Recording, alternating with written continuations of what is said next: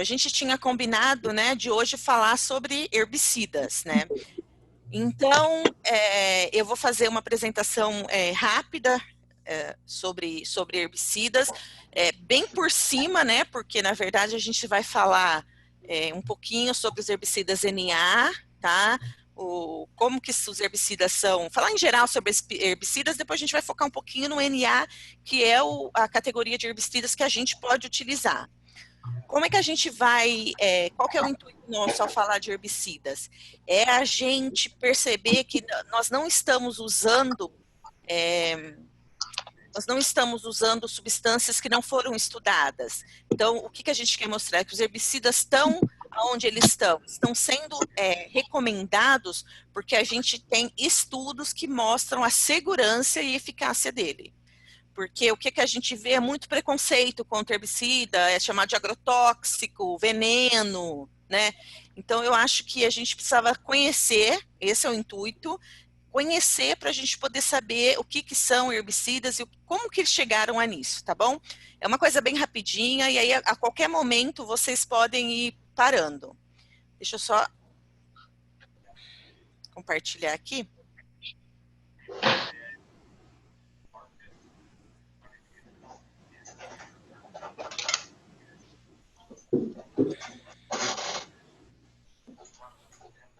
Tá ok? Todo mundo tá vendo? Sim. Ok. Então, vamos lá. Então, a gente vai falar um pouquinho sobre os herbicidas registrados para o manejo integrado de vegetação, em faixas de passagem de linha de transmissão e distribuição. Entretanto, esses herbicidas, eles valem para qualquer local NA, não agrícola, tá? Então, eles são herbicidas registrados NA. Então, em primeiro lugar, a gente pergunta, o que são herbicidas?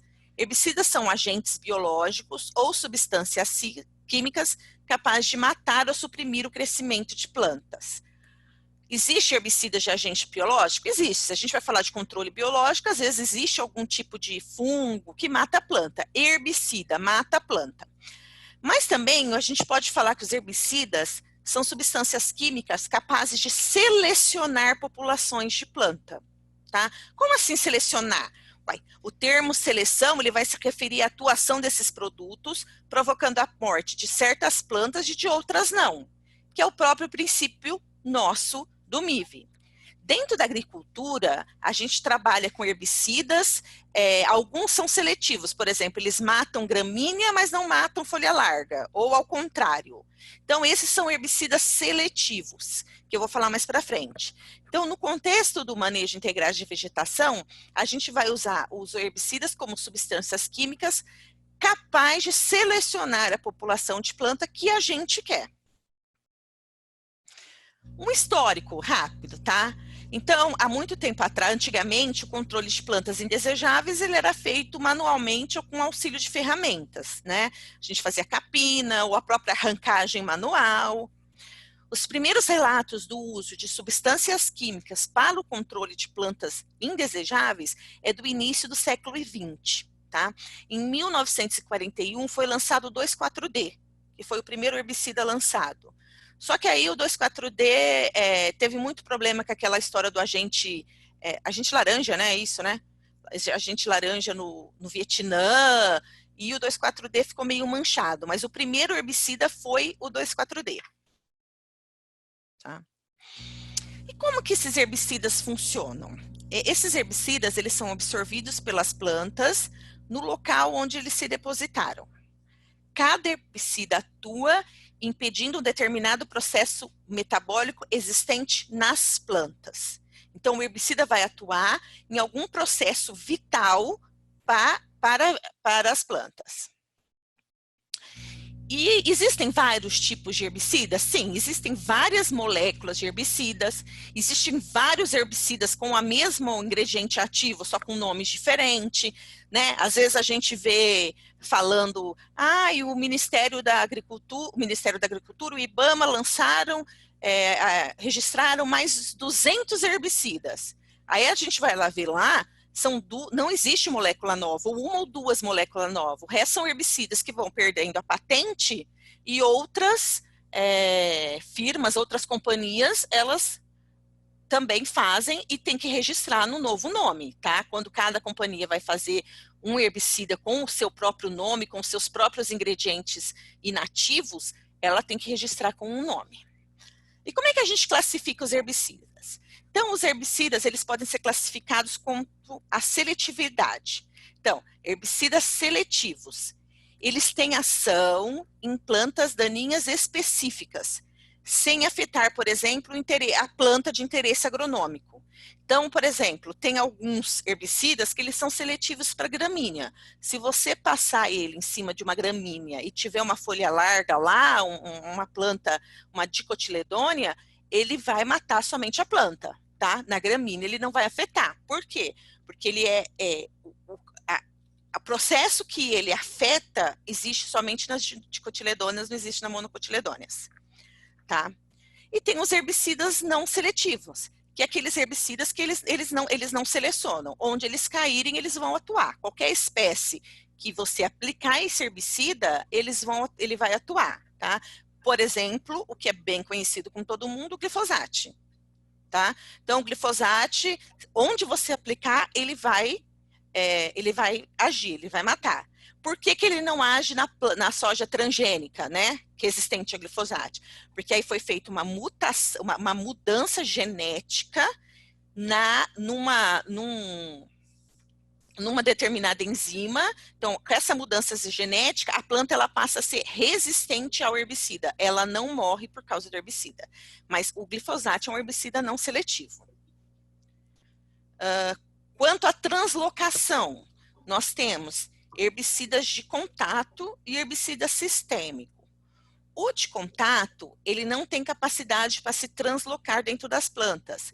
Então, quando você for aplicar ele, você tem que aplicar ele bem, ele tem que ter uma boa cobertura, porque ele cai na planta, ele mata ali onde ele cair. Então, caiu nas folhas, ele vai agir na folha, ele não transloca.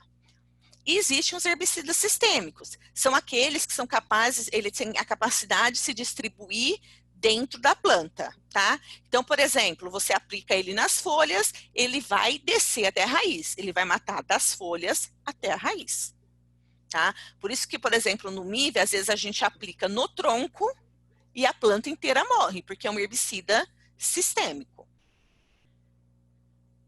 Aqui, por exemplo, então, o herbicida, tem o tipo de herbicida sistêmico. Ele cai na folha e ele vai ser translocado até a raiz. Então, ele vai matar tudo, do topo ao fim da planta. O herbicida de contato, a hora que ele for aplicado na folha, ele vai ficar ali, ele vai agir ali aonde foi aplicado, tá? Ele vai matar aquela folha.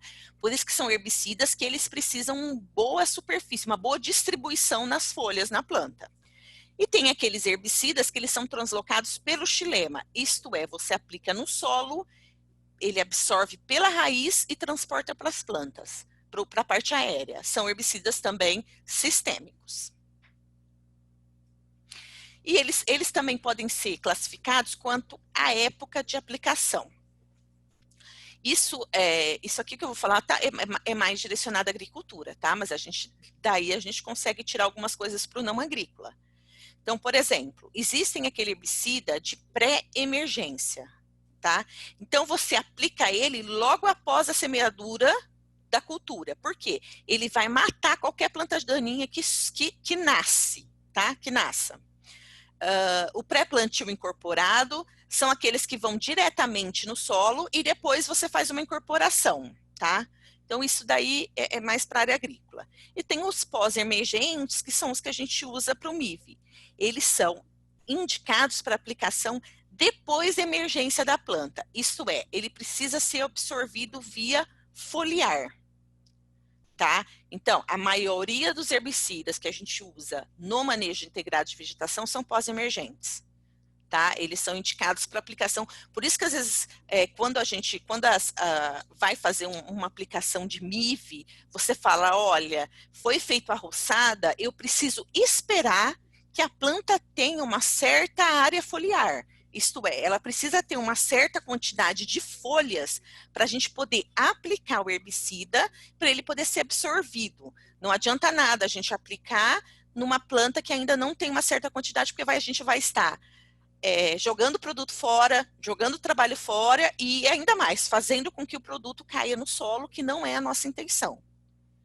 Então, por isso que às vezes a gente fala, após a roçada, precisa esperar um pouco para poder aplicar os herbicidas.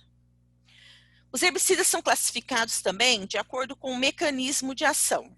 Isto é, cada molécula herbicida, ela possui um local específico para ela agir, tá? Esse local é chamado de sítio de ação. Então, nesse sítio de ação, a planta ela vai se ligar, o herbicida vai se ligar e vai impedir alguma função vital na planta. Tá? Então, o que a gente fala que é o modo de ação do herbicida? É aquele conjunto de eventos no metabolismo que resulta nos sintomas, na expressão final do herbicida, quer dizer, os sintomas da planta. Existem muitos, existem vários, tá? Herbicidas, mecanismos, existem vários modos de ação de herbicida, tá? Cada molécula, cada herbicida, ele vai ter um modo de ação, tá? E aí a gente seleciona qual que é o herbicida correto para aquele tipo de aplicação baseado no modo de ação dele. E por que é importante ter bastante herbicida, ter bastante modo de ação? Para a gente evitar a resistência. A resistência é aquele fenômeno em que você aplica um herbicida A no ano, depois, por exemplo, vamos falar de cultura, tá? Aplica o herbicida A, aplica o herbicida A, aplica o herbicida A. Nessa história de aplicar sem parar o herbicida A, algumas plantas daninhas se tornam resistentes a ele. E como você só está aplicando ele, as plantas resistentes, elas vão se multiplicando até toda a população se tornar resistente. Aí você não pode mais usar o herbicida A fica fora de uso. Para isso não acontecer, é recomendado você alternar modos de ação diferentes, tá? Se o herbicida A foi nessa vez, vamos aplicar o herbicida B. Mas isso a gente fala para condição de agricultura, porque é muito intensiva a aplicação de herbicidas.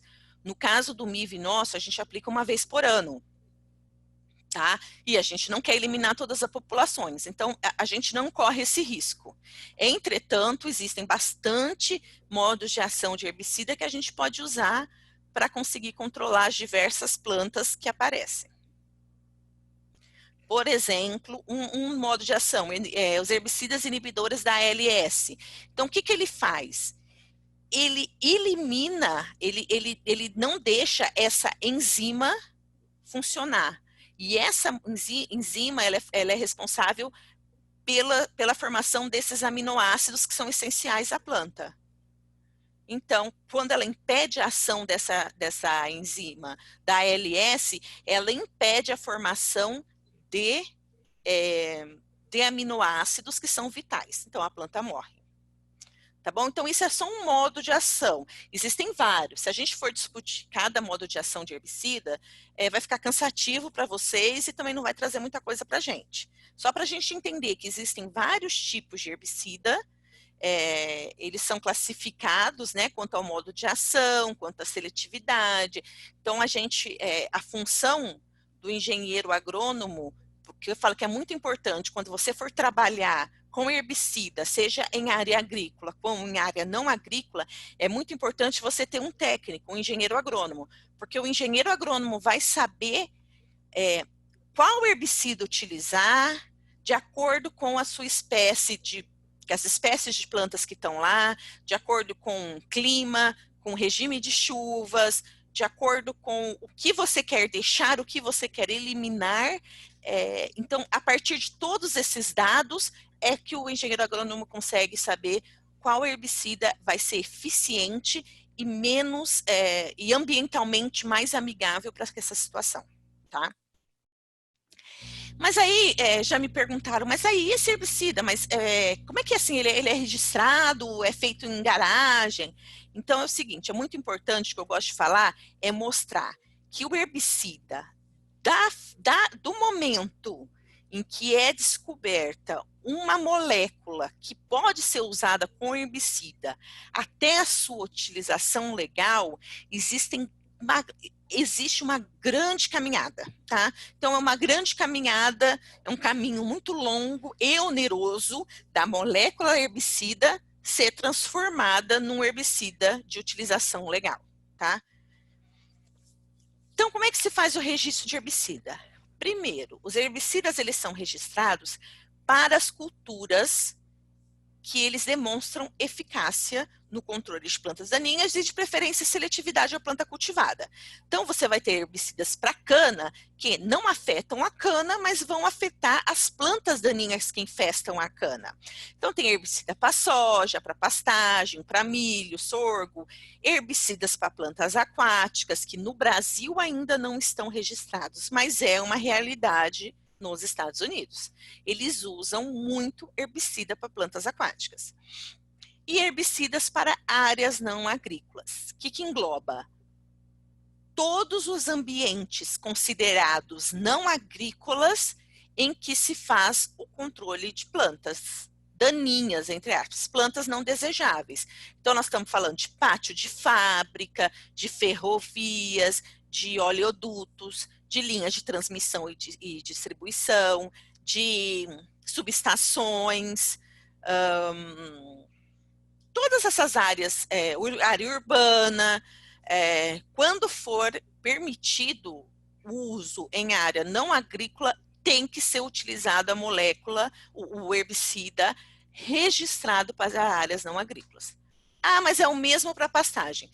É a mesma molécula, só que as diferentes formulações, elas têm que ser registradas para o local onde elas serão aplicadas. Então, existem herbicidas para pastagem, existem herbicidas para reflorestamento e para áreas não agrícolas. Pessoal, quando vocês tiverem alguma dúvida, ou querer falar alguma coisa, podem me interromper, tá? Então, a gente tem Oi, pode falar. Eu estou vendo tudo isso daí, o processo de aprovação todo é muito longo, eu acredito que deve ter todo um cuidado, uma política com relação à absorção do subsolo. Isso aí você vai mencionar depois? Sim, vou mencionar. Eu vou mencionar todas as características que são estudadas para poder haver o registro de herbicidas.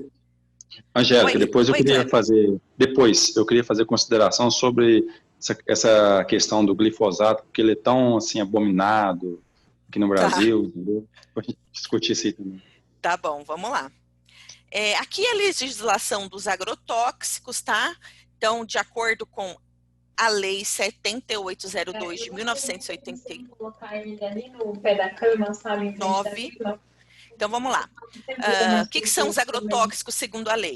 Por isso eu queria saber a largura, mas tem produtos e agentes de processos físicos, químicos ou biológicos destinados ao uso nos setores de produção, no armazenamento e beneficiamento de produtos agrícolas, pastagens, proteção de florestas nativas ou implantadas e de outros ecossistemas, e também de ambientes urbanos, hídricos e industriais, cuja finalidade seja alterar a composição da flora ou da fauna, a fim de preservá-los da ação danosa de seres vivos considerados nocivos. Então, dentro do agrotóxico, a gente tem herbicida, a gente tem fungicida, a gente tem inseticida. Outra parte, artigo 3º. Os agrotóxicos só poderão ser produzidos, exportados, importados, comercializados e utilizados se previamente registrados nos órgãos federais responsáveis pelos setores de saúde, meio ambiente e agrícola. Então, e agricultura. Nenhum agrotóxico ou defensivo agrícola, que eu acho mais legal o nome, podem ser utilizados ou comercializados sem aprovação de Anvisa, IBAMA e Ministério do Meio Ambiente, tá?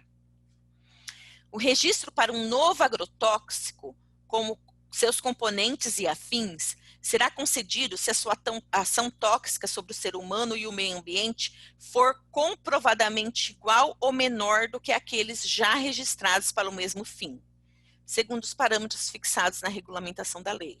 O que isso quer dizer? Um novo agrotóxico só pode ser registrado se ele tiver a toxicidade sobre o ser humano e o meio ambiente menor do que aquele que já existe. Ninguém vai registrar um herbicida ou um fungicida que tenha uma toxicidade maior do que existente. Então, os órgãos federais sempre a gente vai sempre tentar diminuir a toxicidade à medida em que a gente vai registrando novas moléculas. Fica proibido o registro de agrotóxicos quando o país não dispõe de métodos de mitigação.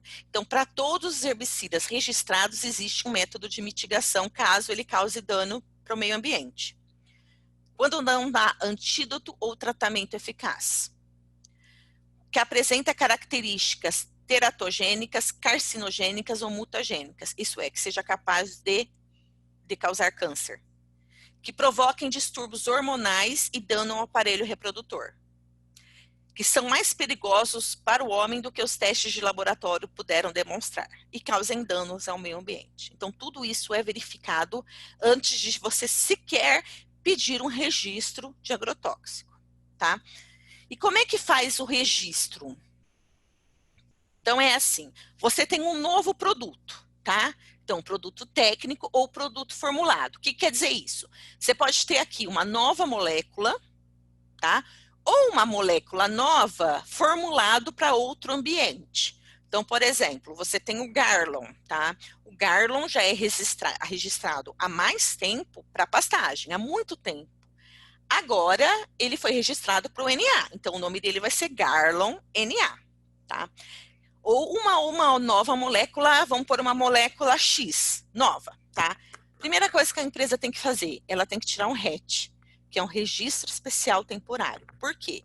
É um registro temporário que as autoridades dão para poder fazer experimentos e pesquisa com esse herbicida. Então, se você não tiver um RET, você não pode fazer nem pesquisa de campo e laboratório com essa molécula ou esse herbicida nova, essa formulação nova. Então, ok, nós conseguimos o RET. O que a gente vai fazer? A empresa ela vai fazer pesquisa de campo e de laboratório para preparar e submeter pelo processo. Então, você vai fazer uma pesquisa de eficácia para submeter ao mapa. Por quê? Porque você tem que provar que você está registrando aquele produto porque ele funciona, ele é eficaz, tá? E justifica registrar porque ele vai ser melhor do que outros. A toxicologia, você tem que mandar para a Anvisa e para o Ministério da Saúde a toxicologia, mostrando que ele é menos tóxico do que os demais registrados. E ambiental, tá? Pesquisa e pesquisa de campo e laboratório ambiental, que é enviada para o IBAMA e para o MMA, Ministério do Meio Ambiente. Você mandando isso, você tendo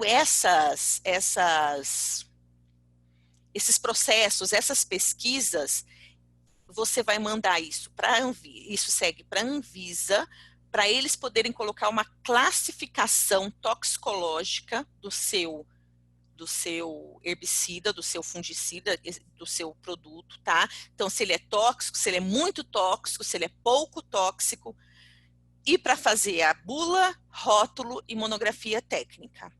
E ele também é enviado para o IBAMA para fazer uma avaliação ambiental e também trabalhar no rótulo IBAMA. Depois, no caso do produto não agrícola, ele não vai para o MAPA, para o Ministério do Meio Ambiente, porque a eficácia dele vai ser determinada também no IBAMA, porque ele não é feito, é não agrícola, tá?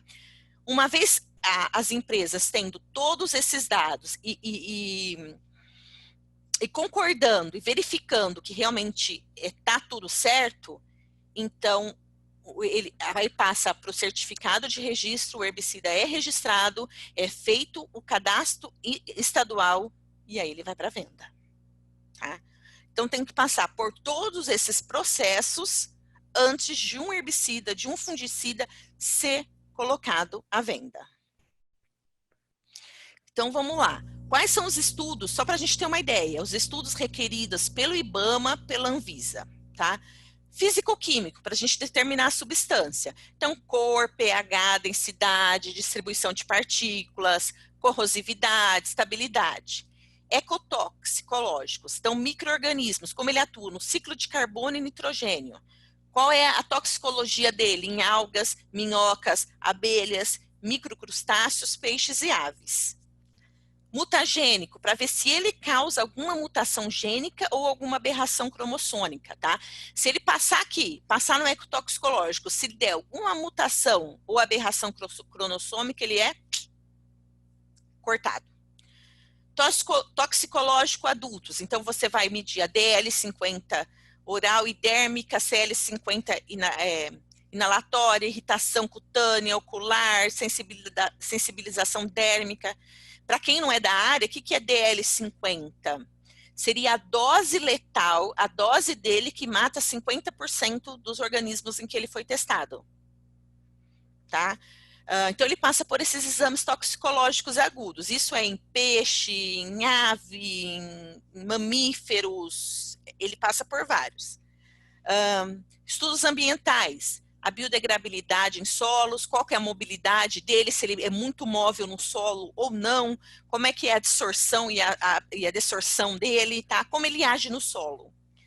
E estudos toxicológicos e crônicos. Então, como que ele atua no metabolismo dos animais, se ele afeta a reprodução, se ele tem teratogenicidade, neurotoxicidade, quer dizer, causa algum dano para o neurônio, carcinogenicidade, se ele causa câncer.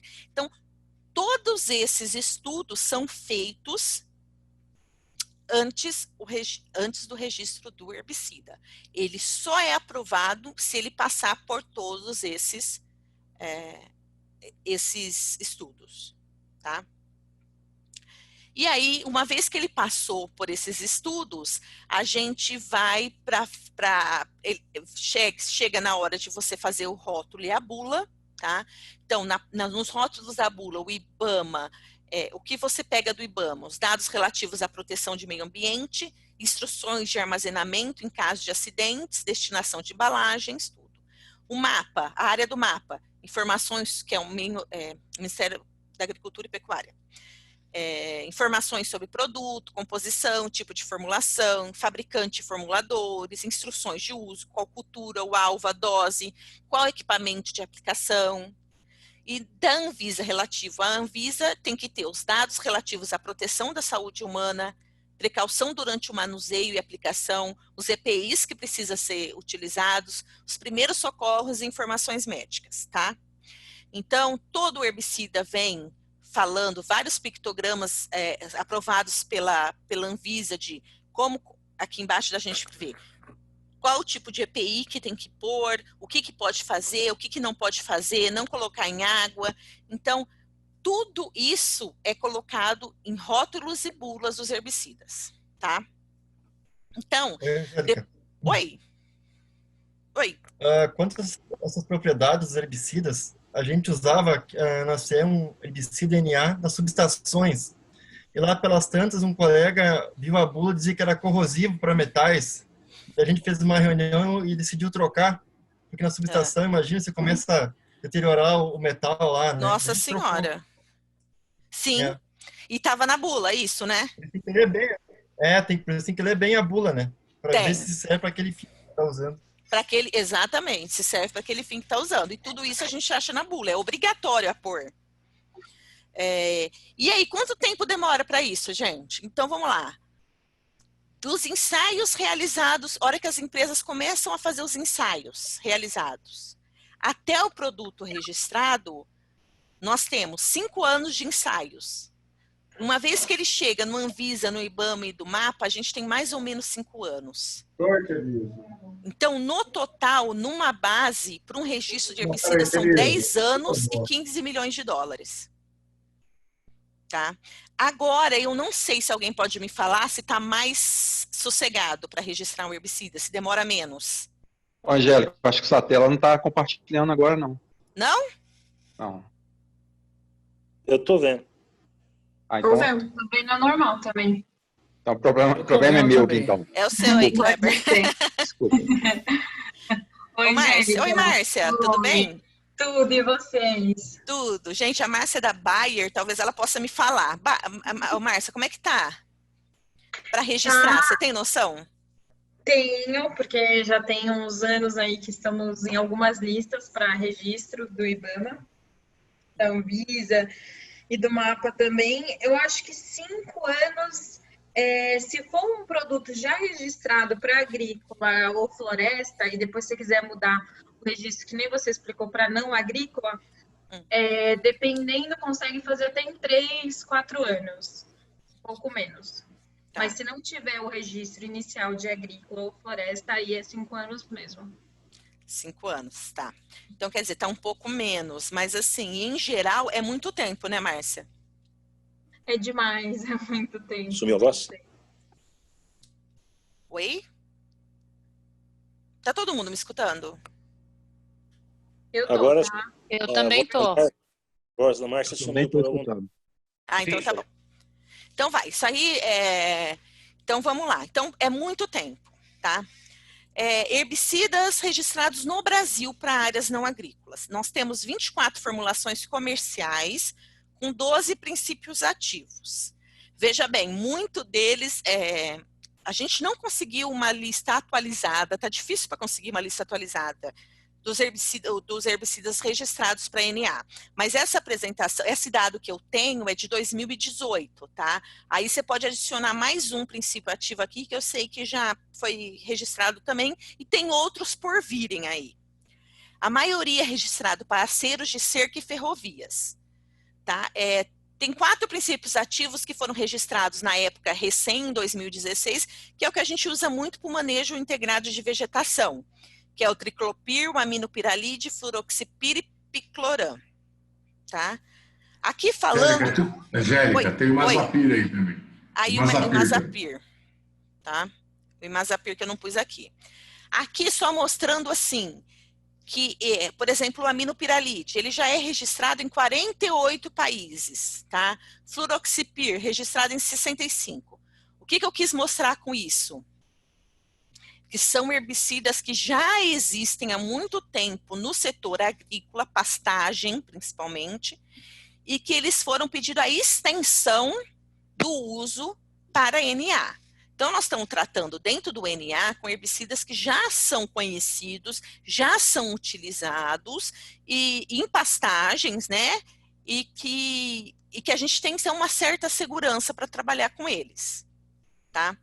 Só que assim, quando você vai trabalhar, além de outra formulação, a forma de utilização de herbicidas no MIV é muito diferente da as formas de utilização na agricultura, tá? Então, só para fazer um paralelo, agricultura, a gente tem pulverização em área total, né? Então, passa o trator, às vezes até aéreo, né? Passa pulverizando a área total. No caso do manejo integrado, a pulverização ela vai ser específica para cada planta. Por quê? Não é o herbicida que é seletivo. Quem faz a seletividade do MIV é o aplicador. Por isso que a gente insiste em que os aplicadores do manejo integrado, eles têm que ser técnicos, eles têm que ter uma informação, porque quem vai fazer a seletividade vai ser o aplicador. Então, a pulverização é muito específica para cada espécie, no caso do manejo. Tá? Na agricultura, a gente tem esses bicos padronizados. Bicos é o que a gente põe na pontinha do pulverizador, da onde sai, né, o spray do herbicida. Tá? São bicos padronizados que são utilizados há muitos anos. No caso do manejo integrado de vegetação, a gente utiliza bicos específicos, a gente regula eles manualmente. Então, no caso de você estar trabalhando com um tronco, ou no caso de você estar trabalhando com uma folhagem, você consegue mudar para o tipo de bico que vai tornar essa aplicação mais eficiente, mais eficaz e menos danosa para o meio ambiente. Tá? Na agricultura, cada herbicida é registrado para algumas culturas, tá? Para cada cultura tem um registro específico. No caso do manejo, o registro é não agrícola. Então, é o que eu falei, o registro não agrícola ele pode ser utilizado em qualquer lugar fora do ambiente agrícola, pastagem, reflorestamento. Tá? no caso da agricultura, a única espécie de interesse é a cultura. Então, todas as plantas daninhas podem ir embora. A gente pode matar todas as plantas daninhas, tá? O que a gente não pode matar ou afetar é a cultura. No caso do manejo integrado, é o contrário. Poucas são alvo do controle, tá? Aquelas que vão trazer problemas, as árvores altas, as trepadeiras, aquelas gramíneas que são muito altas e pode causar incêndio. Essas vão ser o alvo. Só que a gente tem muita espécie que a gente não quer que seja o alvo, que a gente quer deixar lá. Então, por isso é que tudo tem que ser especial no caso do manejo integrado de vegetação, tá? Na agricultura, você tem uma vazão padronizada para a cultura, que a gente está falando, o MIV é variável de acordo com o local e a densidade. Dependendo de como tiver, você usa um tipo de vazão, tá, do pulverizador. Na agricultura, necessita de alta seletividade. Se você está trabalhando com uma cultura, o certo é que se precisa de seletivo a ela. No caso do manejo integrado de vegetação, a gente precisa de uma tecnologia boa de aplicação e precisa do conhecimento do ambiente pelo aplicador. Por quê? Porque a gente vai mirar naquelas espécies que a gente não quer, só que a gente tem que tomar vários cuidados, porque nós estamos inseridos dentro de um ecossistema, tá? Não temos só, por exemplo, no caso da agricultura, nós temos aqueles talhões enormes, cana ou soja, ali só tem cana e soja. No caso do que a gente está trabalhando, a gente tem plantas que a gente quer deixar, plantas que a gente quer matar, nós vamos ter riacho perto, então é muito importante que o aplicador conheça o ambiente, para ele saber aonde ele pode aplicar, aonde ele não pode aplicar. Tá? E quais são esses tipos de aplicação dos herbicidas? Então, pode ser foliar, basal ou em toco. Foliar é quando a gente aplica na folha, tá? Então, você tem mudas pequenas, você tem árvores ainda num porte baixo que vai crescer, você tem algumas trepadeiras, então você aplica na folha, tá? Que é o caso aqui. Aqui é um caso nos Estados Unidos, que eles fazem o controle mais em pastagem, tá? Mas é a aplicação foliar. Aplicação basal é quando você quer eliminar essa planta em pé. Então, você tem o tronco da árvore, é um tronco relativamente fino, não pode ser grosso porque não adentra a casca, e você aplica esse herbicida na base, né, no tronco, ele vai absorver, como é um herbicida sistêmico que a gente trabalha, ele vai matar a planta toda.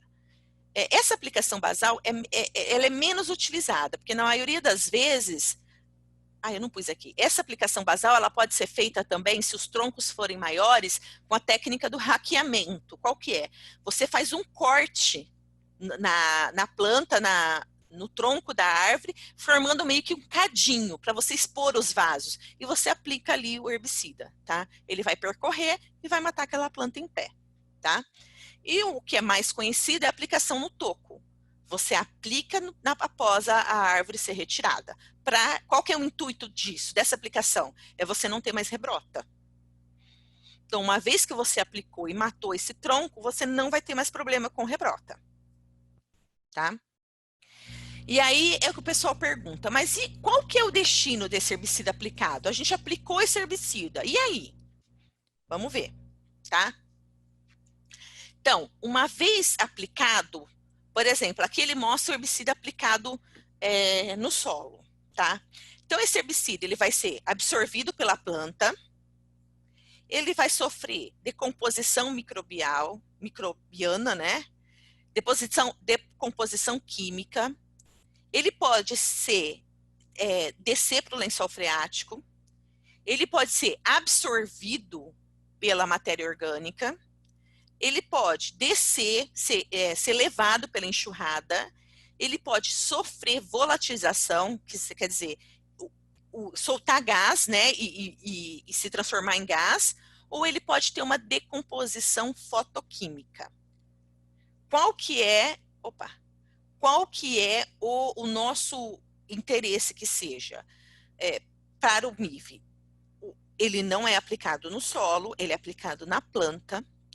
O que for absorvido pela planta, ele vai ficar na planta. Após a planta morrer, vai haver decomposição microbiana e química. O que a gente não quer no caso do MIV? Que o herbicida seja exposto ao solo. Então, a aplicação nossa é para que o herbicida não fique exposto ao solo. Ele vai sofrer vários tipos de decomposição e vai sumir do meio ambiente, tá? Então, esse é o nosso intuito dentro do MIV. Todos os produtos utilizados no MIV, eles apresentam elevada taxa de degradação microbiana, tá? O que quer dizer? Ele tem baixa permanência no solo. Se ele atingir o solo, caso atinja, a permanência dele é muito baixa. A taxa de degradação dele é muito alta, tá? Então, diminui isso muito a probabilidade de percolação e de carregamento para o lençol freático.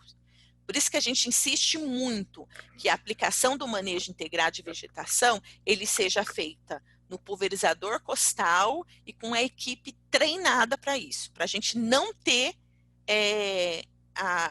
para não ter o problema dele cair no solo. Outra coisa que precisa ser dito, quando a gente aplica o tipo de molécula que a gente aplica aqui no toco, ele não sai pela raiz. Porque existem herbicidas que se você aplicar ele vai sistemicamente até a raiz e pela raiz ele sai para o solo. No caso desse herbicida específico que a gente aplica, ele não exuda para o solo. Ele vai ficar nessa planta até ele ser decomposto, tá? E aí vamos lá, algumas perguntas que a gente consegue, que a gente sempre escuta. Uma vez registrado o produto, qualquer um deve aplicar nas faixas de passagem? Qualquer um pode aplicar esse herbicida?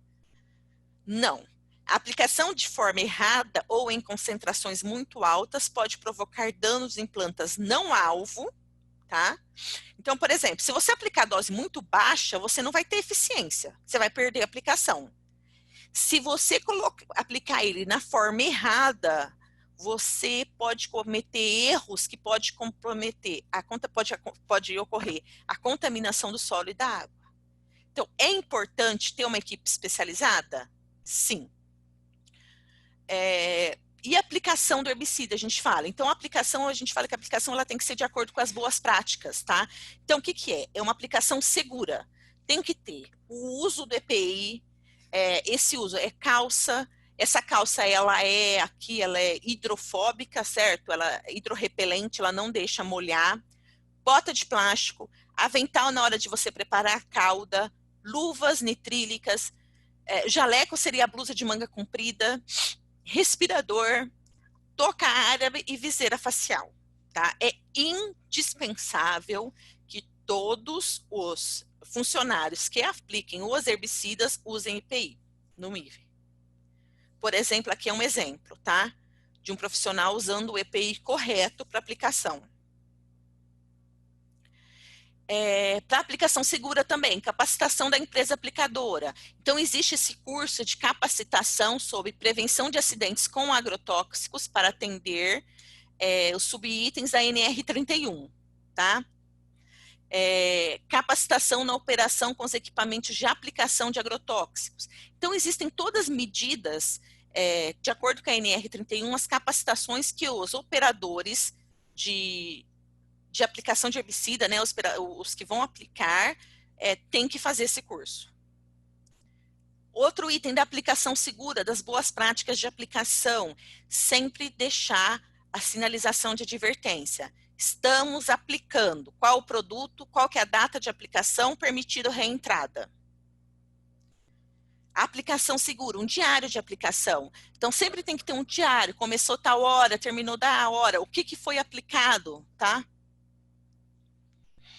Para aplicação segura, sempre ter a ficha de identificação de segurança do produto químico, que é a famosa FISCP, tá? Ela passa todas as informações que você precisa na hora no campo. Então, essa FISCP tem que estar sempre junto no campo.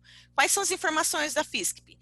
A identificação do produto e da empresa, a composição e informação dos ingredientes, a identificação dos perigos, medidas de primeiros socorros, medidas de combate a incêndio, medida de controle para derramamento e vazamento, manuseio e armazenamento, controle de exposição e proteção individual, as propriedades, estabilidade e reatividade, que nem o Joel falou, informações toxicológicas, ecológicas, considerações sobre tratamento e disposição, informações sobre transporte, regulamentações e outras informações.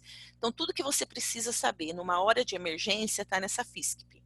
Então, essa é tem que estar sempre com um aplicador no campo. A bula também tem que estar sempre. Gente, eu fiz uma coisa mais rápida, não sei, acho que eu falei muito, mas, enfim, a gente tem que saber que o herbicida é uma ferramenta técnica. Você tem que conhecer ele para usar. Você tem que conhecer para recomendar. Não adianta usar herbicida porque sei lá quem falou que é bom. O herbicida ele tem que ser registrado para aquele fim, ele tem que ser usado com aquela dose, com aquelas recomendações. Usando desse jeito, o herbicida é seguro. Tá ok? Obrigada. Não sei se eu falei demais, né? Acho que eu falei. Mas é isso aí que eu queria passar para vocês. Passar que a gente consegue trabalhar com herbicida com segurança. Tá? Alguém quer conversar? Falar, Kleber, você que queria falar? Eu gostaria, sim, essa questão aí, propor uma discussão aí do glifosato. Por exemplo, na CEMIG GT mesmo, na nossa especificação técnica, não tem, entendeu? Contra a minha vontade. Você poderia falar um pouco disso, sobre essa questão aí, esse terror que criou-se pelo uso do glifosato aí, causa câncer?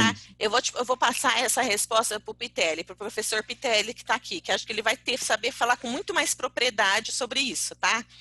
A gente tentar na CEMIG desmistificar isso aí, porque mesmo CEMIG D, ontem eu tive até uma reunião pelo Zoom também com a Marina, e na especificação deles tem, entendeu? Mas na nossa, assim, a gerência nossa criou assim, é o terror. Não deixa. Não deixa, não pode, fiscaliza, sabe? Incrível. Vai lá, Pitelli. Ok. Você. Bom, o glifosato é um produto não seletivo, né? É um produto altamente eficiente e com baixa toxicologia. Sempre foi um produto muito utilizado na agricultura, nunca deu problema. Mas quando começaram os organismos transgênicos, começou a existir uma preocupação mais séria com relação à extensão. Porque você tinha uma cultura de soja aí de 3, 4 mil hectares, você não aplicava glifosato. Você só aplicava na dessecação. Agora, ela sendo transgênica, resistente ao glifosato, você vai aplicar o glifosato 3, 4 vezes ao ano. Então, não só você aumentar a área de aplicação, como você também iria aumentar o número de aplicações por ano. O volume de glifosato que ia ser aplicado era muito grande. E houve uma preocupação real da comunidade científica, mas sempre tem essa preocupação, ela escapa para grupos que não são, que são muito preocupados com o meio ambiente, são ambientalistas, provável que seja, mas que adotam o princípio da precaução. Como, assim, não o legal, mas o princípio da precaução do grupo. Nós não sabemos o que vai dar, então vamos falar a mão e não vamos deixar. Com isso, criou-se alguns grupos de pressão, exatamente contra o glifosato. Esse grupo, a preocupação com o glifosato, ela era ilegítima, sim, porque era um aumento do uso, um aumento estupendo do uso e da área em que ele seria usado, né? Mas, inicialmente, necessitaria ser feito um estudo, fazer alguns modelos antes de começarem a colocar... Então, começaram a fazer estudos de produtos cancerígenos, de carcinogenicidade, tudo dependendo da dose, acaba sendo cancerígeno, ou dependendo da exposição. O que é risco? O risco é uma interação entre a toxicologia e a exposição. Se você tem uma toxicologia alta, mas uma exposição muito baixa, não tem risco. O risco pode ser muito baixo também, negligenciável. Mas quando você tem uma exposição alta, então começaram a surgir trabalhos assim que você via a publicação de um trabalho feito com batata transgênica, que eles pegavam a batata e misturavam com glifosato. Não, mas a batata transgênica, ela é aplicada lá no campo. Ela é degradada na planta e quando você colhe a batata, provavelmente não tenha nada de glifosato. Mas quando você pegar a batata, amassa ela e põe glifosato dentro, é uma situação totalmente artificial. Aí dava problema no ratinho. Então, ó, batata transgênica é problemática o ratinho devido aos resíduos de glifosato. E houve muita desinformação dessa maneira. O que está acontecendo? Está acontecendo que tem acontecido alguns casos e que as pessoas vão e acusam. O cara usou 50 inseticidas na vida, 10 herbicidas. E aí ele teve uma doença grave. Aí ele vai e, aproveitando essa onda, entrou contra o glifosato. O que começou a acontecer? O que aconteceu? Passou a ser politicamente correto você retirar o glifosato das tuas atividades na empresa. Passou a ser politicamente correto isso. Eu, particularmente, trabalho com ecologia, manejo e ecologia de plantas daninhas. Não vou falar quanto, porque senão vocês vão descobrir que eu tenho 70 anos. Mas desde os 21 anos. Desde os 21 anos eu trabalho com isso. Então vai chegar nos 50. Fiz vários testes toxicológicos com glifosato, não em laboratório, em condições de campo, no controle de plantas aquáticas. Ele é usado muito nos Estados Unidos, é bastante seguro. Que característica tem o glifosato que nós fazemos essa afirmação? Ele, em primeiro lugar, ele tem baixa toxicologia. Isso é uma coisa que já está... Aí fala, não, mas deu toxicologia. Não, espera um pouquinho. Uma coisa é o glifosato, outra coisa é a formulação. A primeira formulação do glifosato, ele tinha um surfactante, chamava POA.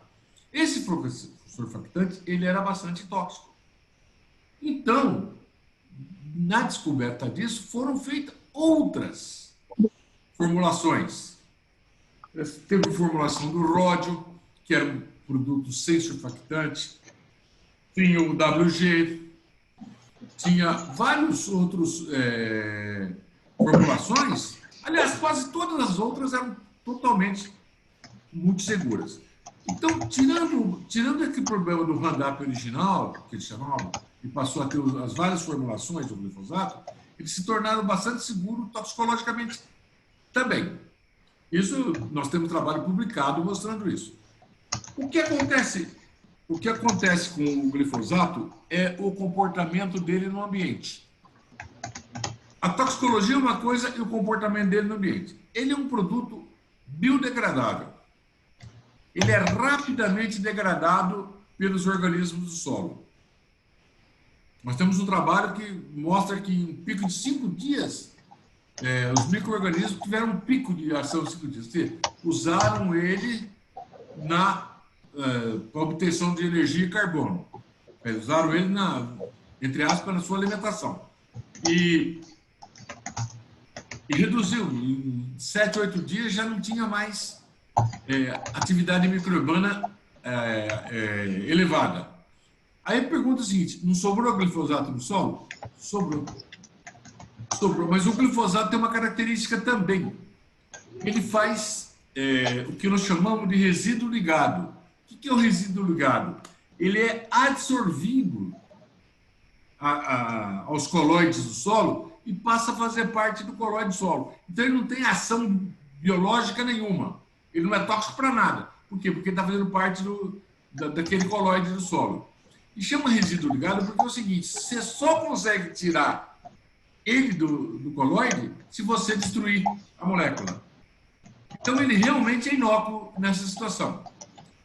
Então, veja, a baixa toxicologia, a rápida biodegradabilidade e a forte absorção desse produto no solo faz com que ele não fique biodisponível.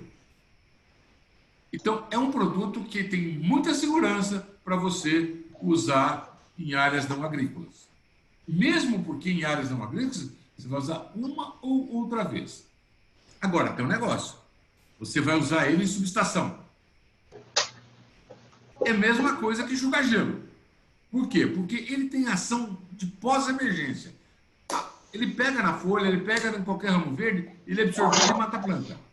Caiu no solo, ou ele é degradado rapidamente pelo micro-organismo, ou ele é absorvido. Ele fica com um resíduo ligado. Então, no solo, ele não tem nenhuma ação. A planta pode estar ali com a raiz, mas ela não consegue absorver ele. Então, esse produto, você aplicou ele hoje, amanhã a planta que nascer já não vai ser mais afetada por ele.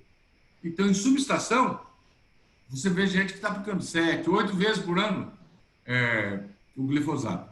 Quando, na realidade, o que você precisa nessa subestação é de um herbicida residual.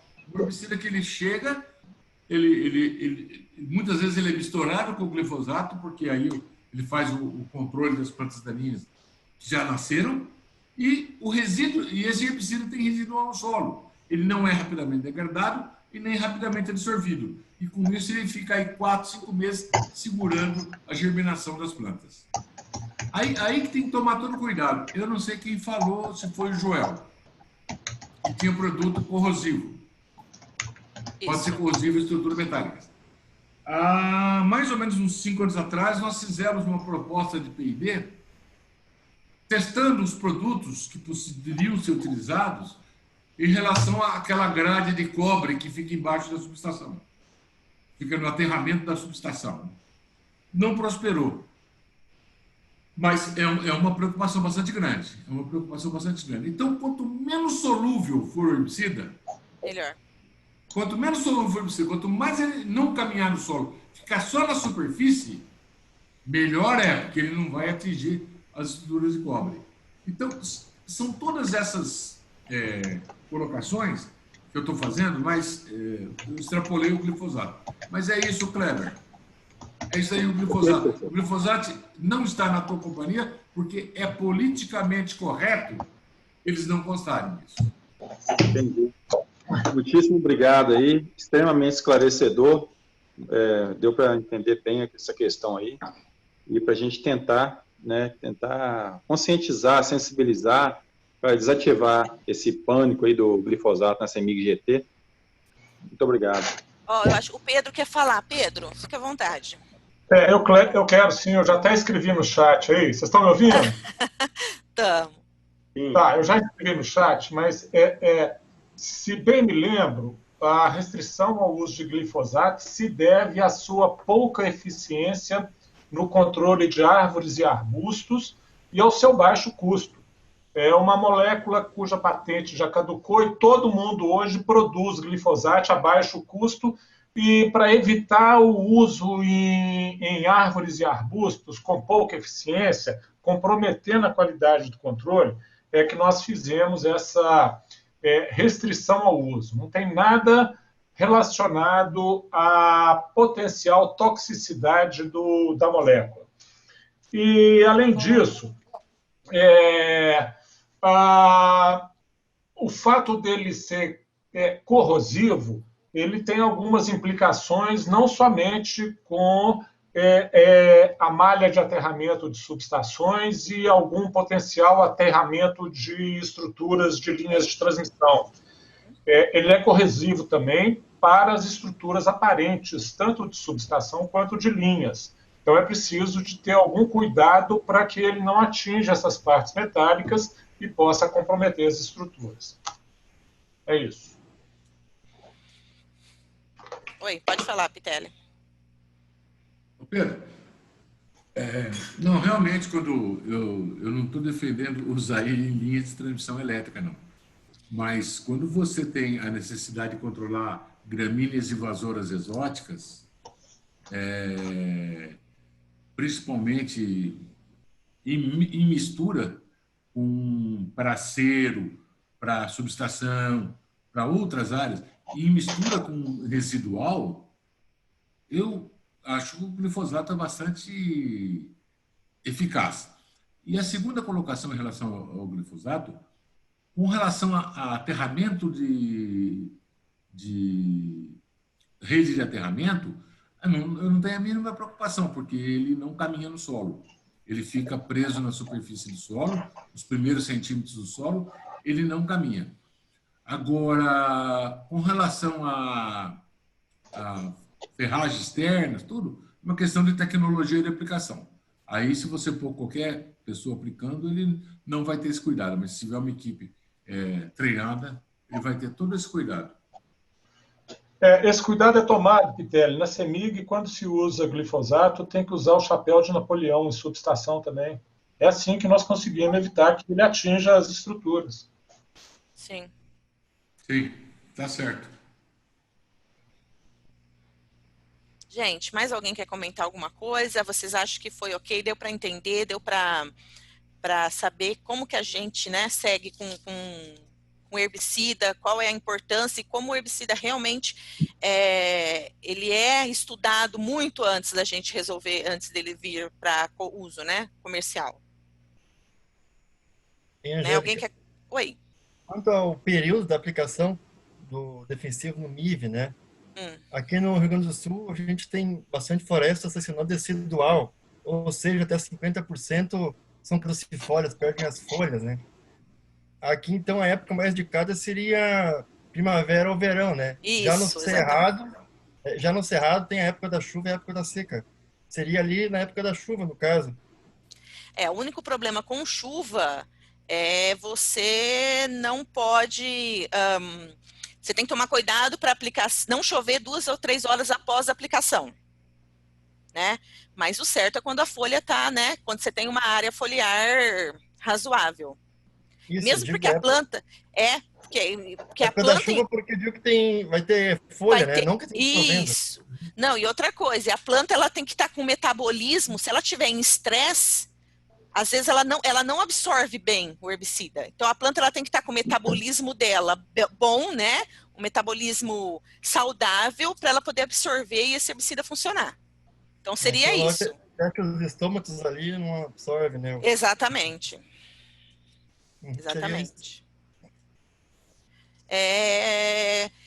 Que horas são? Acho que nós falamos, eu falei bastante, né? Posso falar uma coisa? Pode. Joel, depende do tipo de aplicação. Por exemplo, nós fizemos uma aplicação em São Leopoldo, junto com o pessoal da CPFL, e foi extremamente bem sucedida. E foi feito numa época já começando a ficar frio. Mas nós não aplicamos na folha, nós fizemos corte e aplicamos no tronco. No toco. No toco, aí não tem tanta no dependência. toco aí tanto faz. Entendeu? Aí você tem 3 aplicações: foliar, no toco e no caule, a parte externa do caule, né? Então, aí, dependendo disso, você pode ou não manusear determinada época ou não. É isso aí, gente. Vocês acham que foi esclarecedora? Deu para entender? Foi, Angélica, extremamente esclarecedor. Estava precisando mesmo de relembrar aqueles conceitos que a gente aprendeu lá em Salvador. Lá em Salvador. Tem 2 anos, Kleber, 2 anos já. Muito bom ter relembrado isso aí. Excelente sua palestra, bem esclarecedor. Parabéns. Então tá ótimo. Então eu acho assim, o nosso próximo encontro, eu vou reafirmar com os meninos com o Edmar da Energisa Mato Grosso do Sul e com o Kleber tá aqui, ó. Pronto. E o Kleber da CEMIG para apresentar, Kleber, o resultado de vocês que estão usando comercialmente o MIV. Pode ser? Tá. Com certeza. Com certeza. Eu tive até tive fui forçado a ficar de férias há 15 dias atrás, passei naquele primeiro trecho que a gente fez, o MIV iniciou na CEMIG ali, perto de Resende Costa, São João do Rei, não sei se vocês lembram. Lembro, uma mata gigantesca, teve que abrir 2 picadas laterais nela, não sei se vocês lembram disso aí, uma árvore assim, tinha tronco de 30 centímetros já, não dava para entrar, teve que abrir picada. Eu passei lá 2 anos depois, tá assim, um campo florido. A gramínea migrou com alguns arbustos espaçados, então ficou muito legal mesmo. Ah, legal. Você pode apresentar para a gente esses resultados? Posso, com certeza. Então tá bom, eu vou confirmar com o Edmar também, que ele falou que tá ok, mas eu vou relembrar ele. E aí, então, o nosso próximo encontro, a gente vai ver como é que o MIV está no Brasil hoje, para quem já adotou comercialmente, no caso da CEMIG e da Energisa Mato Grosso do Sul.